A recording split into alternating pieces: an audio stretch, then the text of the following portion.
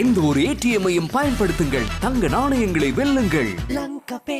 මම හිතන්නේ අපි පහුගිය කාල පරිච්ඡේදයේ පුරාම අපේ රටේ අපි විශාල වැටලීම් ප්‍රමාණයක් කළා මේ අනීතිකව දාවන වෙන බස් රථ පිළිබඳ සොයා බලන්න. මම ජාතික ප්‍රවාහන කොමිසමයි මාර්ගස්ස මගේ ප්‍රවාහන අධිකාරියයි ශ්‍රී ලංකා පොලිස් දෙපාර්තමේන්තුව ඒකාබද්ධව අපි දින ගණනාවක් එක දිගට අපි වැටලීම් කිරීමේ ප්‍රතිඵලයක් විදිහට තමයි අපිට මම හිතන්නේ අපි ඔය මේ බදුල්ලේ වර්ෂ 17ක් පමණ අනීතිකව නේ බලපත්‍රයක් නොමැතිව නේ ප්‍රබල දේශපාලන මැදිහත් වීම හරහා පහුගිය ආණ්ඩුවල නේද මැතිඇමතුරුන්ගේ රැකවරණය යටතේ අනීතිකව ධාවනය වෙච්ච මේ බස් රථය අපි අඳුනාගන්නේ.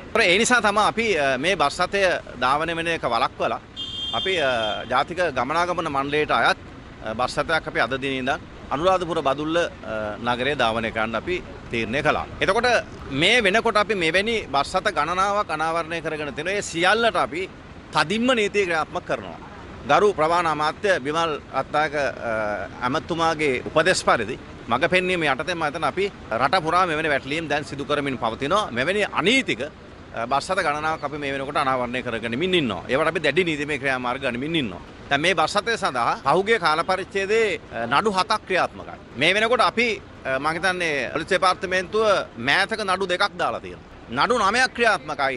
ඒත් මොහු අඛණ්ඩව ධාවනය වෙනවා. අර පරණ ජඩ දේශපාලන සංස්කෘතියත් එක්ක ක්‍රියාත්මක වෙච්ච නේද මෙන්න මේ සංස්කෘතිය මෙවැනි බස් රථෙම තවදුරටත් අපේ රටේ ක්‍රියාත්මක කරමින් ඉන්නවා. එහෙනම් නව රජයේ විදියට අපි මහජනතාවට වගකීමෙන් බැඳිලා ඉන්නවා මෙවැනි අනීතික ක්‍රියාමාර්ග වළක්වන්න. නීතියට ඉහළින් කිසිවෙක් අපේ රටේ දැන් ඉන්න බෑ. එහෙම හිටියා. හැබැයි දැන් අපේ රජයේ යටතේ එහෙම ඉන්න බෑ. ඒකට හොඳම උදාහරණය තමයි මේ බස් රථය අපි අනීතික බස් රථය අපි නවත්තනවා. ඒ සඳහා අපි ජාතික ගමනාගමන කොමිසම සභාව යටතේ අපි බස් රථයක් යොදවනවා.